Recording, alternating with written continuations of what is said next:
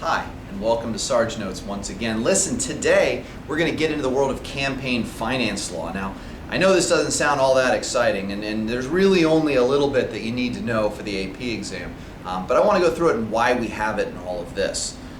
So let's start off with the problem of campaign finance. I mean, calls for this are going back to the early 1900s. And the reason that people were calling for campaign finance reform is for the simple reason of corruption. Anytime there's money being involved and can be given towards political campaigns, you run into the problem or the danger that people are going to run their campaigns, take the money, and do exactly what they're told to do by their donors. That way you have all these people behind the scenes who are going to actually make policy but don't have to run for office and don't have to get in front of the people and don't have to be criticized. They just pay off all the lawmakers they want to because they have enough money. And so corruption is the overriding concern here. Now, for the longest time, there was no real law other than, of course, corruption laws. But the question is, like, when does money have influence versus when does it simply reinforce what people believe? When does it actually become corruptive in nature? And so there were really three attempts to try and change this. Two attempts plus a more recent development, I guess, is the best way to talk about it. And so we're going to look at those three things. Okay, so three major things. Number one, the Federal Election Campaign Act, or FECA, of 1974. Okay? And the Federal Election Campaign Act of 1974 kind of went out and said, hey, how is it that we're going to prevent all of these problems of corruption from happening?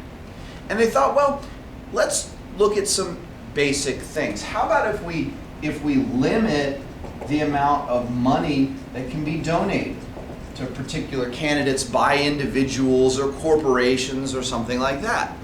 And then also, let's have people report all of the ways they raise and spend money.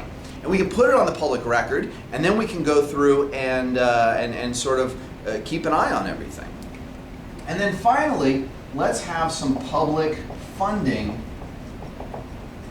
of presidential campaigns. So that in the primary, number one, we can have matching funds. In other words, if someone wants to raise, let's say, $10 million to run in the primary, then the federal government will put up another $10 million, allowing them $20 million to work with.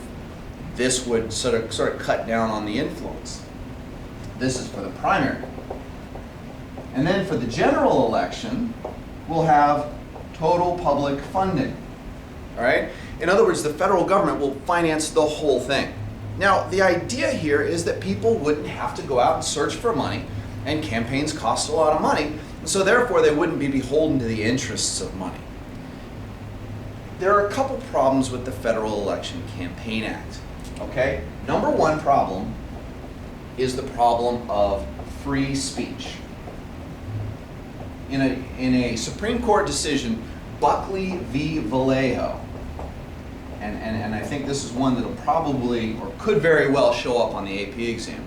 In this this Supreme Court decision, what the Supreme Court decided is that the limits that the FECA put on the amount that an individual can contribute to their own campaign, in other words, how much they can spend out of their own pocket, cannot be limited.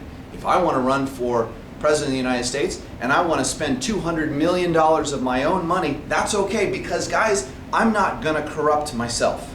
That's sort of the reality of this whole thing. And so they said this was a violation of free speech, at least that part of it. The other problem with this is the problem of what was known, or what became known, as soft money. All right? Now, soft money is money that people don't donate to a particular candidate, but they could donate it to a political party. And if you donate it to a political party, then there are no limits, and they can use that for getting out the vote and all those sorts of things. Totally unlimited, as long as you didn't mention a specific candidate. A lot of money started funneling through this portion right here.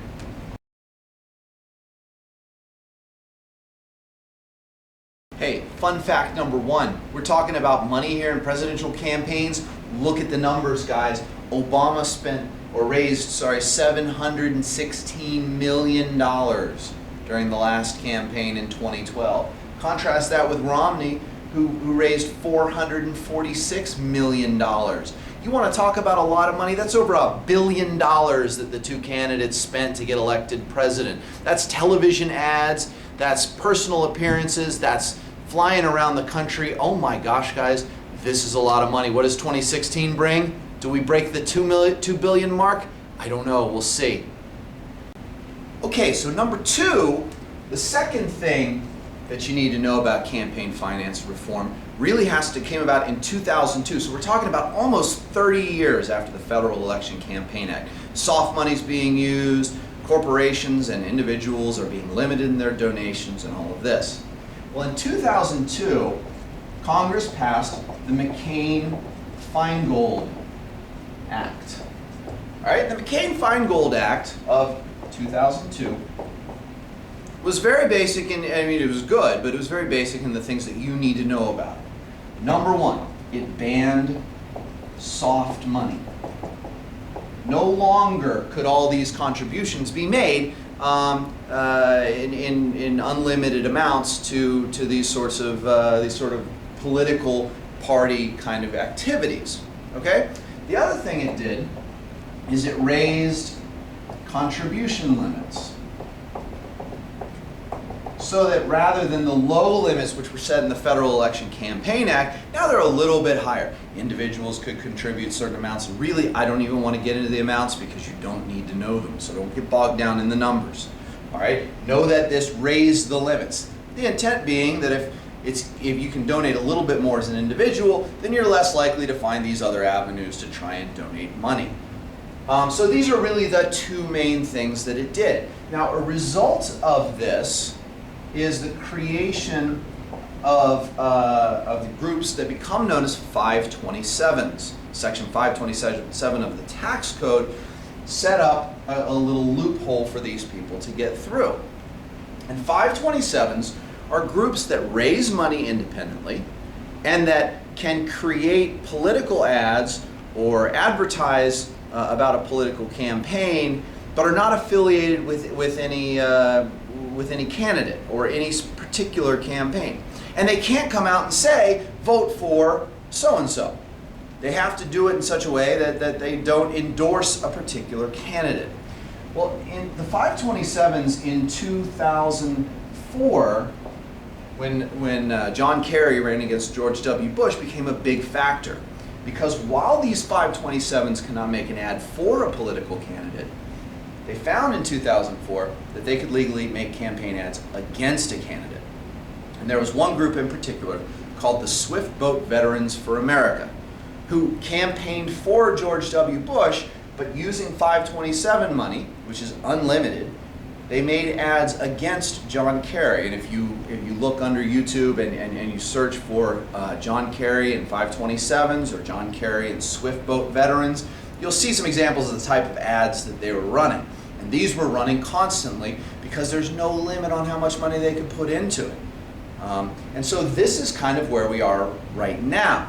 Although there's one more thing for you to understand. Hey, fun fact number two, guys. In the 2008 campaign, Barack Obama made a big deal about small donors. He raised all of his money, getting money with $20, $30, $40 donations from individuals around the country. Now, it takes a long time and a lot of people to get that kind of money together. In 2012, it all went away. Big donors and super PACs were the name of the game. And now, the numbers are even bigger. That's what you can do when you allow rich people to donate. All right, number three.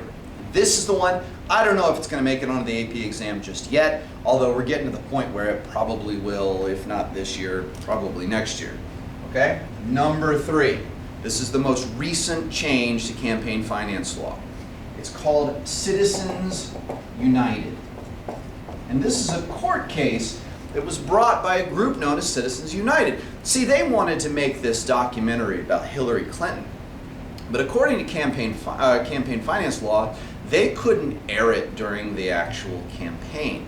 And so they went to the Supreme Court over this. And the Supreme Court okayed all of this as part of free speech. And basically said that that these groups, which have become known as super PACs, can create or can raise unlimited amount of money. And they can have donors which are anonymous that can donate to these super PACs. And these super PACs can then use this money to create their own political advertisement. Now, they can't give it actually to the candidate, but they can create their own political advertisements. And the big question going in, and this was 2010, by the way, the big question going into the 2012 campaign is exactly how much influence these super PACs were going to have.